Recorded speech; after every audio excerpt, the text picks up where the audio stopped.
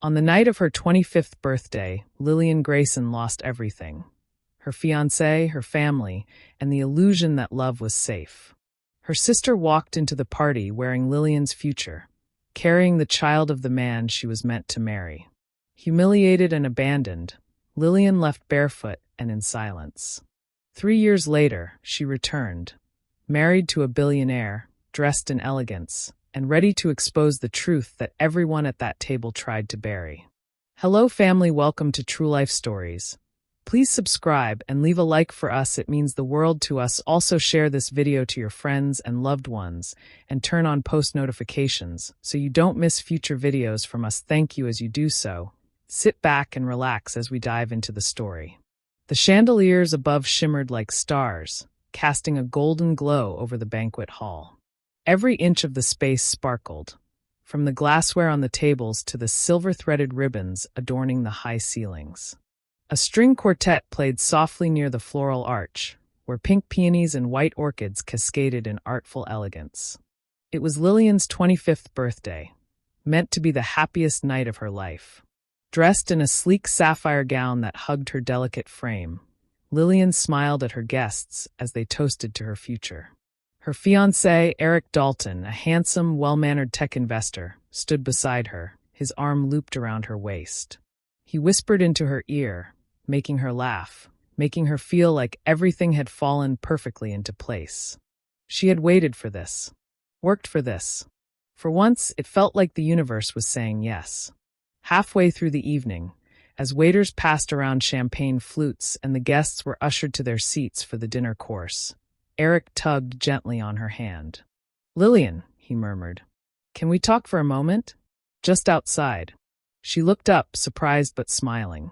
"Now, you're not proposing again, are you?" she teased, tapping the diamond ring on her finger. Eric didn't laugh. His jaw was tight, his eyes darting toward the door. She frowned slightly but followed him through the ornate French doors onto the candlelit terrace. The air was cool. Crickets chirped in the distance, and the scent of lilacs floated through the night. Lilian turned to him. "What's going on?" Eric exhaled as though it hurt to speak. "I didn't want to ruin your night, but I can't go through with the engagement." She blinked. What? "I've met someone else," he said quickly. "It wasn't planned. It just happened." The words hit her like glass shattering inside her chest. "Are you drunk? Is this a joke?" "No. It's not. I didn't mean to fall for her, but we're having a baby." The sound of her own heartbeat drowned out the music from inside. Her breath came in short, clipped gasps. "A baby?" Eric nodded, eyes lowered. "With who?" she demanded, her voice hoarse. He didn't speak. "With who, Eric?" The silence answered before his mouth did. "No." Her knees buckled slightly. No. Tell me it's not." "Vivian," he whispered.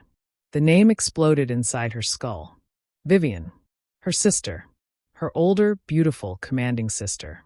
The one who always had to win, always had to be admired, envied. The one who pretended to be happy for Lilian when she first introduced Eric. "You bastard," she spat, stepping back, her voice breaking. "You slept with my sister?" Eric looked helpless. "I didn't mean for it to." She didn't wait to hear the rest. She turned and burst back into the hall, panic and fury flooding her limbs like wildfire. Faces turned. Her mother, seated near the stage, furrowed her brow as Lilian stormed through the crowd. And then the doors opened. Vivian walked in late, unapologetic, glowing. Her black velvet dress clung to her swollen belly like it was her proudest accessory. She smiled. Brazen. Unbothered. Her heels clicked confidently against the marble floor as she stepped into the spotlight. "Oh my God," someone whispered. Eric followed her inside moments later, walking behind her like a man who had already made his choice. Vivian placed a hand over her stomach. "Surprise," she said to the room, voice smooth as silk. "Eric and I are expecting. And yes, we're getting married." The hall fell into stunned silence. Lilian stood at the center, her birthday crown still in place, mascara beginning to run as tears carved through her foundation. She turned to her mother, eyes pleading. But her mother, always the image-conscious matriarch, simply adjusted her pearls and looked away. No scene, she mouthed. Lilian looked back at Vivian, who had dared to wear Lilian's favorite earrings. The same ones their late grandmother had gifted her. Vivian's eyes showed no remorse. No guilt. Only victory. In that moment, something in Lilian shattered beyond repair. She removed her heels, lifted her dress slightly, and walked barefoot out of the hall. No words. No goodbye. No explanation. No one followed her. Not her friends. Not her fiancé. Not her mother. And certainly not the sister who now carried what should have been her future. Outside, in the dark parking lot, Lilian inhaled the cold night air. Her heart pounded against her ribs, but she didn't cry again. Not yet. Her phone buzzed in her clutch, texts from guests asking if she was okay. She turned it off. Then she climbed into her car. She didn't know where she was going. She just knew one thing. She would never come back. The night air howled against Lilian's car as she drove blindly down the coastal highway. Her dress, once regal, was now crumpled in the passenger seat beside her like discarded royalty. Her bare feet trembled on the pedals. The stars overhead blurred with every blink, tears threatening but never quite falling. She drove until the city lights were no more than a distant glow in her rearview mirror. By dawn, she arrived in a sleepy beach town called Seacliff Bay, a place she had visited once as a teenager on a school trip. It had always stayed with her, the pale sand, the salt-thick air, the quiet. She rented a tiny studio apartment above a surf shop. The floor creaked, the walls were too thin, and the water ran rusty when she first turned the taps. But it was hers. No judgment. No betrayal. Just stillness. She didn't tell anyone where she was. Not her mother, not old friends, not distant cousins who had messaged her after the fiasco. She deleted social media entirely. Lilian Grayson had disappeared. Here, she was just Lilian. No titles. No glittering ring. No shadow of a sister's betrayal. Mornings began with the ocean. She would walk barefoot along the shore at sunrise, letting the waves numb her ankles and her mind. Some mornings, she stood for hours in front of the crashing surf, searching for something, answers, clarity, forgiveness. Mostly, she found silence. And somehow that was enough. She picked up work at the Driftwood Cafe, a beachfront eatery with wicker chairs and a jukebox that only played songs from the 70s. The owner, Marcy, was a blunt but kind woman in her 60s who hired Lilian with barely a glance at her resume. "You got hands? You can hold a tray? Then you can work," Marcy grunted. The first few days, Lilian worked like a ghost, moving silently, eyes down, smile polite but empty. But the locals were friendly. They asked nothing, expected nothing. Slowly, they began to remember her name. She began to remember it, too. By her third month, Lilian had taken up painting again. She bought a cheap set of watercolors and a few brushes from a small supply shop downtown and began sketching the beach. Then the customers. Then memories she couldn't speak aloud. Her art became a diary. One canvas bore the image of a young woman walking into the ocean, her dress trailing behind like sea foam. Another showed a house of mirrors with two identical women inside, one reaching out, the other retreating. She hung them in her apartment at first, silent sentinels of her healing. Then one day, she brought a small piece to the cafe, a lone seagull flying over stormy waters. Marcy hung it near the cash register. "You've got something," she said with a nod. "Storm's over, yeah?" Lilian only smiled. But later that night, she cried for the first time since she left home. Not in pain, but in release. One foggy afternoon, while sketching under a boardwalk pier, a little boy wandered up to her. "What are you drawing?" he asked, his hands sticky with ice cream. "A storm cloud," Lilian replied, flipping the sketchbook for him to see. "Want to help me shade it?" He grinned and reached out with a chocolate-smeared finger. His father came running over moments later, apologizing, laughing. "Sorry, he makes friends with everyone," the man said. "I'm Nate." Lilian looked up, caught off guard by the warmth in his smile.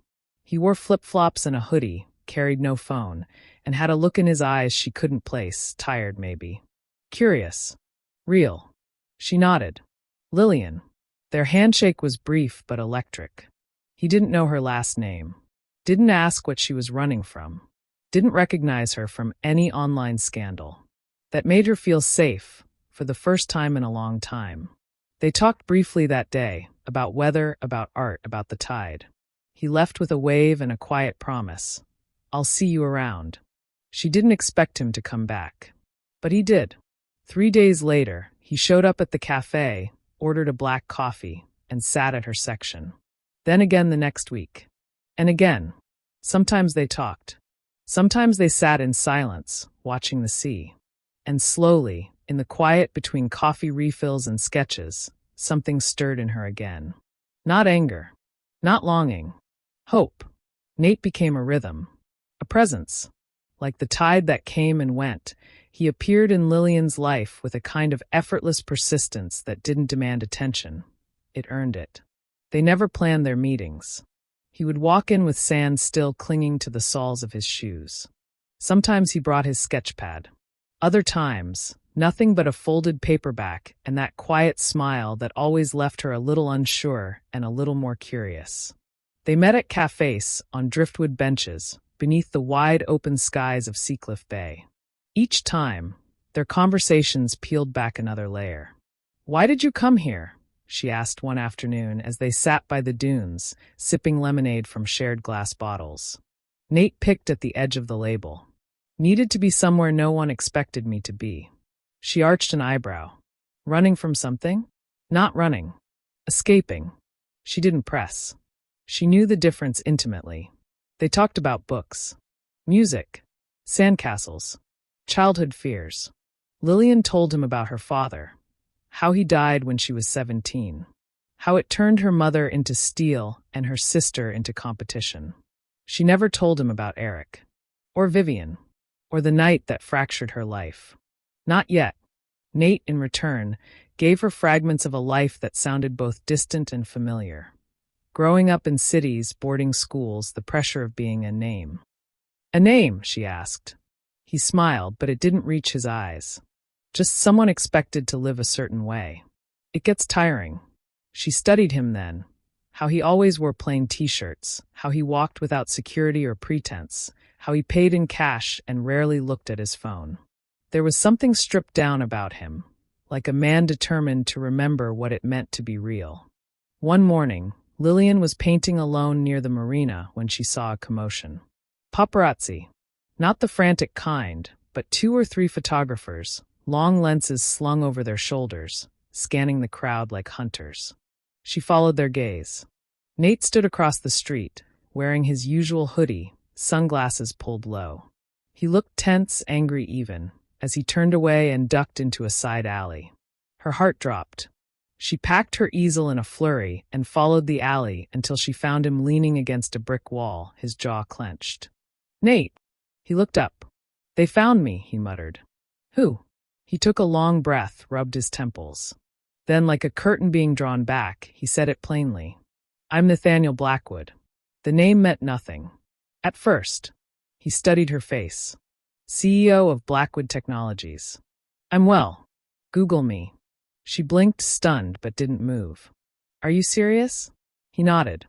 "I came here under a fake name. Just wanted to disappear for a while." Lilian felt like the ground had shifted. All those quiet coffees, barefoot walks. Was it all just an act? "You lied to me," she said, stepping back. "I didn't lie.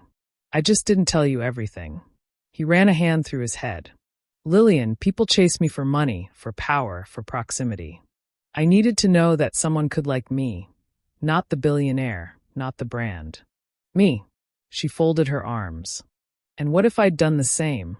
"You didn't," he said softly. "You never asked for a thing." The silence between them stretched, heavy and uncertain. Finally she spoke, her voice low. "You say people want to use you. But you used me too. You hid. You let me get close without knowing who I was getting close to." "I know," he said. "And I'm sorry." She looked away, out toward the boats bobbing in the harbor. "I ran from everything I knew because someone used me. Lied to me. Chose someone else over me like I didn't matter. You think I'd let myself be fooled again?" Nate took a step closer. Then don't let me be the next person who hurts you. Let me be the one who proves not everyone will." She wanted to believe him. She almost did. But all she said was, "I need time." And she walked away. That night, she couldn't sleep. Her past and present collided in her mind like waves against rocks. Vivian had paraded her betrayal like a crown. Eric had discarded her like old clothing. Now Nate, a man who made her laugh, who listened, who saw her, wasn't who he claimed to be. But something lingered. He had shown up in the most ordinary ways. He made no grand gestures. He never once made her feel small. And he never looked at her like she was someone to be pitied. 3 days passed. Then one morning she found a package at the cafe, no name, just her initials scrawled on a note, LG. Inside was a painting, a sketch she had drawn weeks ago, a storm cloud over a lonely boat, but reimagined in bolder strokes, richer color, stronger lines. And a note, "Even storms can carry us somewhere better." "Nate." Lilian clutched the canvas to her chest, her breath catching. For the first time in years, her heart didn't ache with betrayal. It beat with possibility. The chapel was quiet. So quiet Lilian could hear the echo of her own breath bouncing gently off its stone walls. It sat on a hill overlooking the Amalfi coast, tucked between cypress trees and wild rosemary, far removed from tourists and cameras. It wasn't grand. It wasn't adorned in gold or marble. But it was beautiful in a way that made her chest ache. Clean whitewashed walls, hand-carved pews, and windows that let in the sun like soft-spoken blessings. Lilian stood at the altar barefoot, a crown of baby's breath and olive leaves tucked into her loose, dark waves. Her dress was linen, simple, flowing, soft like the sea wind that threaded through the open doors behind her. No corsets, no diamonds, no stage. She turned slightly, her gaze catching the horizon. The ocean shimmered like glass. The wind danced through the chapel, lifting her veil for a moment and letting it fall again like a sigh. This was not the wedding she once imagined. No endless guest list. No towering cake. No mother adjusting her train. No sister whispering cruel envy disguised as compliments. There was only peace. And him. Nate stood at the far end, watching her like she was something sacred. He wore a charcoal gray suit, the jacket slightly wrinkled from travel, the collar of his shirt undone. He held no phone, no business calls buzzing in his ear, no assistant hovering at his side. Just a small sprig of rosemary tucked into his lapel and the raw, unpolished look of a man in love. They didn't speak as the officiant began. They didn't need to. The ceremony was brief. No pomp, no performance. Just vows, quiet, trembling, honest. "I never thought I'd trust again," Lilian said, her fingers trembling as she placed the ring on his hand. "But you made me believe in something better than survival. You made me believe in joy." Nate blinked against the tears threatening to fall, his voice rough as he spoke. "You're the only real thing I've found in a life built on illusion. You see me, Lilian, and I swear I will never hide from you again." They kissed slowly, gently, like two people who had already fought the war and chosen peace. The chapel erupted in birdsong just as they stepped outside, the late afternoon sun bathing them in warm gold. Later, they sat on a picnic blanket behind the chapel, fingers interlaced, their shoes forgotten in the grass. There was no reception, no band, no speeches. Just a bottle of Sicilian wine, crusty bread, and a small chocolate cake Nate had bought from a local bakery that morning. Lilian took a bite, laughing as frosting smeared across her cheek. Nate leaned in and kissed it away, smiling against her skin. "I still can't believe you're mine," he whispered. "You don't own me," she said, her eyes teasing. "But I'll stay. Willingly." He grinned. "Fair enough." At sunset, they danced alone on the gravel path behind the chapel. No music, no beat, just the rhythm of her head on his chest and the sound of the waves far below. Fireflies blinked like scattered stars around them. "Do you miss them?" Nate asked softly after a while. "Your family?" Lilian didn't answer right away. She thought of her mother's disappointed sighs, Vivian's smug smile, the silence that followed her departure like a curse. Then she thought of now, of this soft wind, this stolen joy, this moment untainted by the past. "I miss who they pretended to be," she said finally. "But not who they were." He nodded. "If you ever want them back." "I don't," she said gently. "Some chapters don't deserve sequels." And with that, she turned her face toward his and kissed him again, like punctuation. Not a question mark. Not an ellipsis. But a period. A full stop. The end of one life.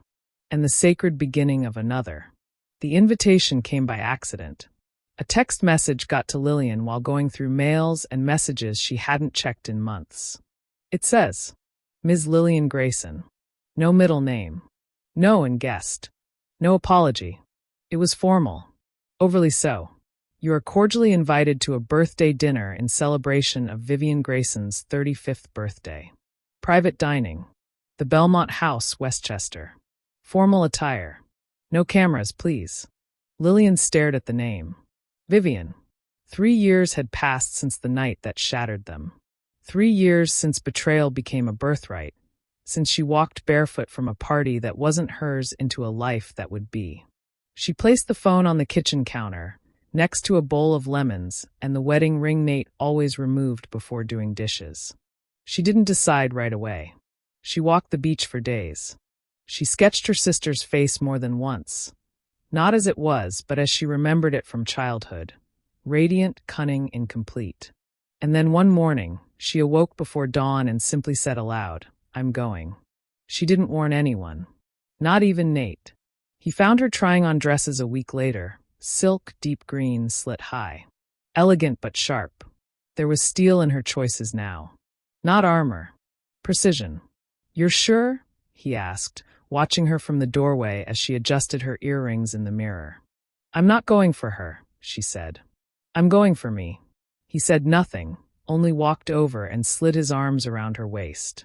"I'll be right beside you," he murmured. "Even if you burn the place down." She smiled faintly. "Oh, I won't burn it. I'll just show them what healing looks like." The Belmont House was everything Lilian remembered. Excess polished into aesthetic. Velvet walls, crystal sconces, staff trained to speak in reverent hushes. The valet took their keys and didn't even blink at the sleek black car Nate drove. Inside, laughter echoed, high-pitched, brittle, manicured. Lilian's heels clicked like metronomes on the marble floor. The hostess looked up and froze. "Name?" she asked politely, though her eyes betrayed recognition. "Grayson," Lilian said calmly, then added, "Blackwood." The woman's expression flickered. They were led down a hallway lit like a dream. The dining room doors loomed ahead, grand and gold. And then they opened. The room fell silent. Vivian stood near the head of the long, candlelit table, frozen mid-laugh, one hand still holding a glass of champagne. Around her, guests turned. Half of them familiar from childhood holidays, the rest undoubtedly new followers in her carefully constructed kingdom. Gasps broke the silence like firecrackers. Lilian stepped into the light. Her dress shimmered like emerald flame. Her posture was unshakable. Her gaze calm and cutting. And Nate Blackwood, walked beside her, hand on her lower back, smile polite but distant. Someone whispered, "That's him." Vivian's face drained of color. "Lilian," she said at last, her voice carefully measured. "You came." Lilian tilted her head. "You invited me." Vivian blinked. "I didn't. Your assistant must have done it. Or your PR team." She glanced around. "Nice turnout." Silence followed, thick and palpable. Vivian looked older. Not in the way years soften a person, but in the way regret hollows them. Her dress was designer, her hair perfect, her makeup sculpted. But nothing hid the shadows beneath her eyes. And yet she forced a smile. "Well, I suppose, welcome back." Lilian said nothing. She walked to her seat, Nate following, and the room resumed its shaky rhythm. Dinner began. The dining room had never been so quiet. Forks lay abandoned on linen napkins. Candles flickered nervously, casting long shadows along the oak-paneled walls. The guests, fashionably dressed, delicately perfumed, were no longer whispering or peeking at their phones. Courses arrived in silence. Truffle risotto, seared duck, roasted figs. Conversation resumed, but only in fragments, broken by furtive glances. No one knew what to say to her. Vivian made occasional eye contact, but her mask was cracking. Her laughter rang hollow. Her daughter, a beautiful girl of 3, sat quietly at the table, playing with her spoon. Eric was nowhere in sight. Lilian studied her. The child, the tiny person born of betrayal, and felt nothing cruel, only detachment. They were watching Lilian. She stood tall in front of the floor-length window, the city skyline glittering behind her like a stage set. Her wine glass was empty, her voice calm, but her presence thundered through the room like an approaching storm. "I know this wasn't on the agenda," she said, her tone silk-wrapped steel. "But since I've been invited back into the room I was once shoved out of, I think it's time I said a few things." At the head of the table, Vivian stiffened. Her jaw locked, hands resting in perfect stillness atop her lap. Her birthday tiara, delicate and silver, now looked absurdly childish. 3 years ago, Lilian began, her eyes scanning the room. On a night not so different from this one, I was celebrating something. My birthday. My engagement. Murmurs rose from the crowd. One woman lowered her fork slowly. Another sat upright, recognizing where this was going. "I had what I thought was love, security, a future," she continued. "And in one evening, this one, my fiancé, ended it. And a few minutes later, I found out why." Lilian turned to her sister. "It was you, Vivian. You stood in front of my guests, my friends, our family, and announced you were carrying his child. That you two would be married instead." Vivian flinched, but only slightly. Her expression tried to hold, but her daughter, seated beside her with a confused look, touched her sleeve as if sensing the shift. Lilian didn't falter. "You didn't say sorry. Not once. You smiled. You glowed. You acted like you'd won a prize." Her voice lowered, but the words struck harder now. "You didn't win anything. You stole what you didn't even want to keep." A sharp inhale broke through the room. Lilian stepped forward slightly. "And when I left, when I walked out without a coat, without a plan, without a home, you all let me go. No one followed me. No one called. Not even you, Mom." All eyes turned to Susan Grayson, Lilian and Vivian's mother, who looked pale under the dim chandeliers. Her pearls clutched in one hand, her eyes brimming with a silent regret she hadn't yet spoken aloud. Lilian inhaled slowly. "But here's the thing," she said. "What you all didn't know is that leaving was the best thing that ever happened to me. Because it forced me to find myself. To choose myself." She turned toward the other end of the room, toward Nate, who stood beside the door, hands folded, his quiet strength radiating like a lighthouse. "And in doing that, I found love again. Not the kind that disappears the moment it's tested. Not the kind that trades commitment for comfort. I found something real." Gasps again. A few guests finally connected the dots. Nate Blackwood, Billionaire CEO. The man quietly famous for never appearing at social events like this. And now here for her. "I didn't come tonight to hurt anyone," she continued. "I didn't come to embarrass you, Vivian. Or shame this family." She looked directly at her sister now, eyes unwavering. "I came because healing deserves an audience. Truth deserves a voice. And tonight, that voice is mine." Vivian finally rose from her seat. Her hands trembled slightly at her sides. "Lilian," she said softly, almost pleading. Lilian met her gaze. "I forgive you," she said. "I do. But I don't forget. And I will never again make space for people who tried to erase me." Vivian's lips parted. No apology came.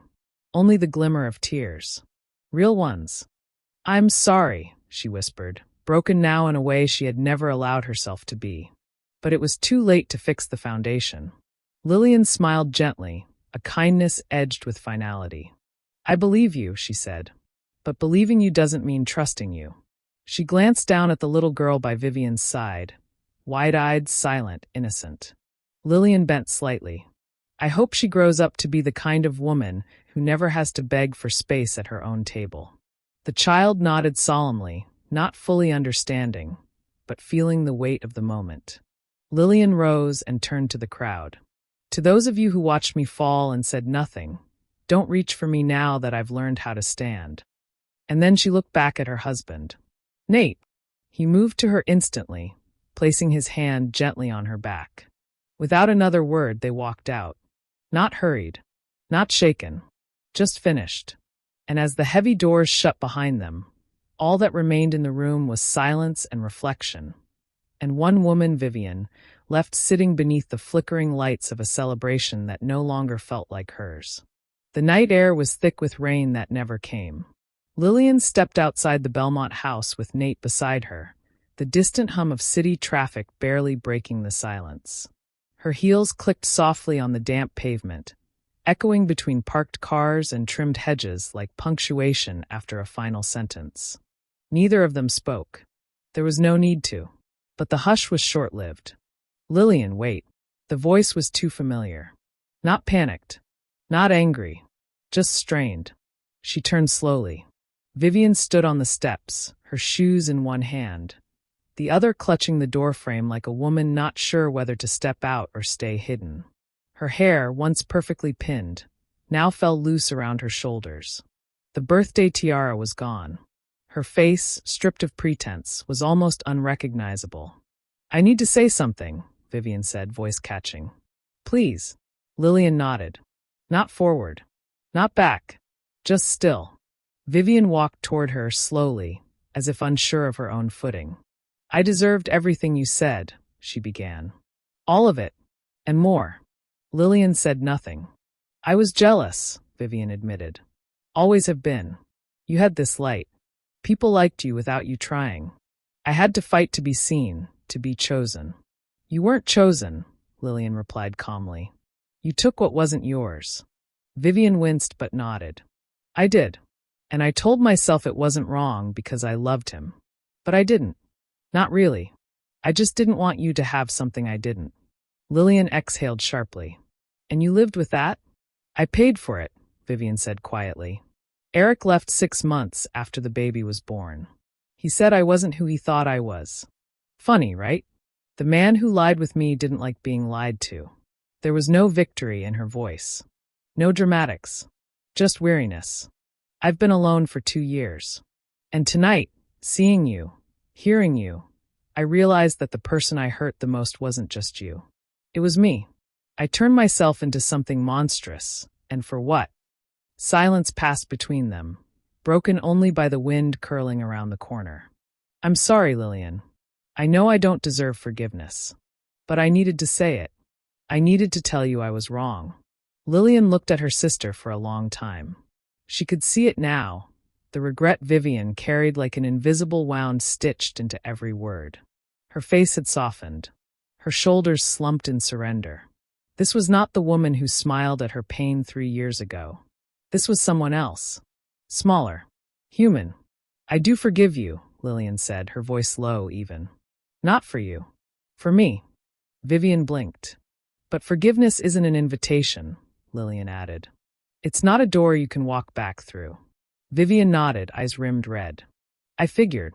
Lilian turned slightly, glancing back at the door behind them. And Mom.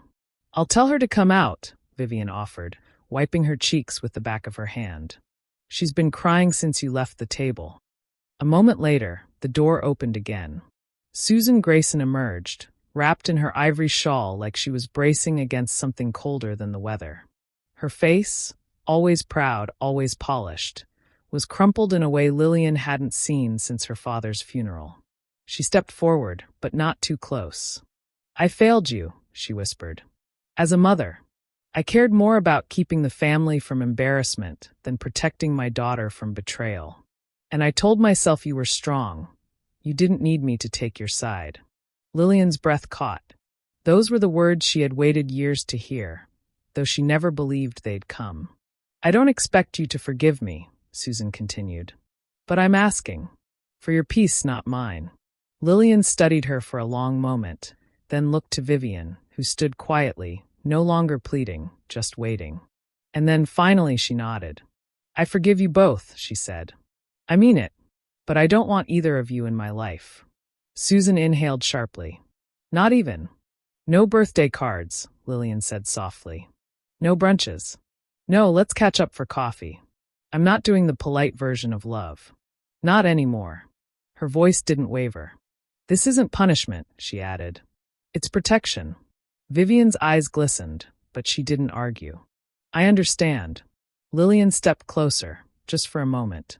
I hope you heal, she said to her sister. I hope you find peace, she said to her mother. And then she turned, taking Nate's hand. He hadn't interrupted once. He didn't offer his opinion.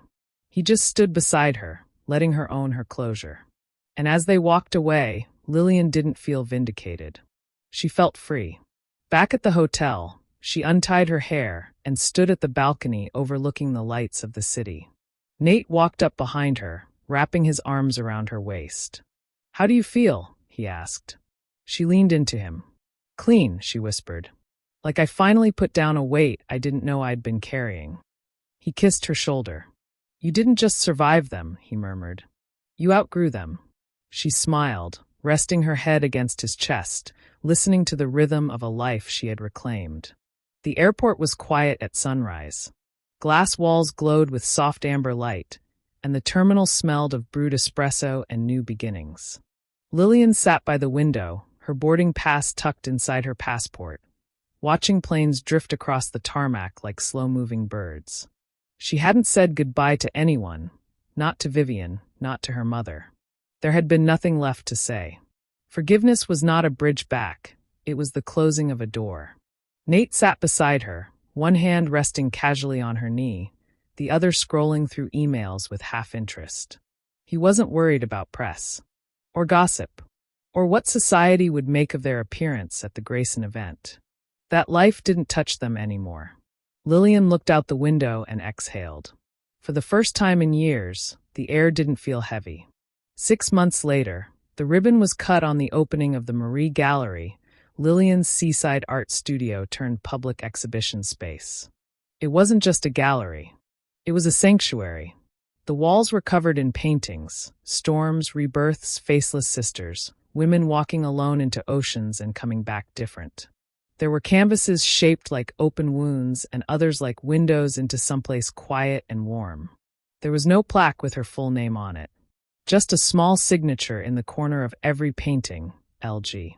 She hosted young artists, ran workshops for teenage girls who had been told they were too much or not enough, and created a scholarship fund in the name of her father, the only person who had ever seen her without competition. Reporters came eventually. They tried to draw the story out, the betrayal, the billionaire, the broken family. But Lilian never indulged them. She never said her sister's name again. In their coastal home, a low, sun-washed villa framed by olive trees and jasmine, Lilian and Nate created a quiet kind of life. Mornings were slow. Afternoons were spent working side by side, her with a brush, him with a laptop, and a lazy mug of coffee. They never argued over trivial things. They never performed their love for anyone. It just was.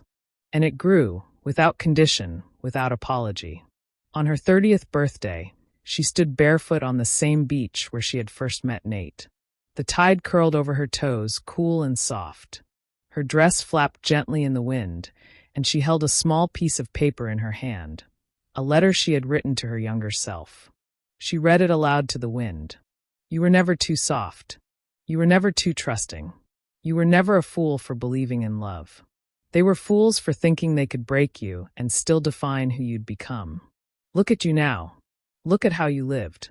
She folded the letter, placed it in a glass bottle, and let it drift out to sea. She still saw Vivian in the news sometimes. Occasionally in magazines, always in curated poses. There were stories about messy custody hearings, about a new book deal, about launching a skincare brand that flopped after launch. Her mother had stepped out of the public eye, rarely seen, save for fundraisers where she clung to the past with diamond-studded hands. They sent Christmas cards, still. She never opened them. Sometimes, at night, Lilian would lie beside Nate and think about the woman she had been at 25. So sure her life had been built. So unaware it had been made of glass. She no longer wished to undo what had happened. Some stories must break before they can breathe. She had lost everything once. But she had built something better from the ashes. A life not just beautiful, but hers. And in that final, quiet truth, she found everything she never thought she deserved. We have come to the end of the story. I hope you enjoyed it. Leave a like and subscribe to my YouTube channel for more interesting stories.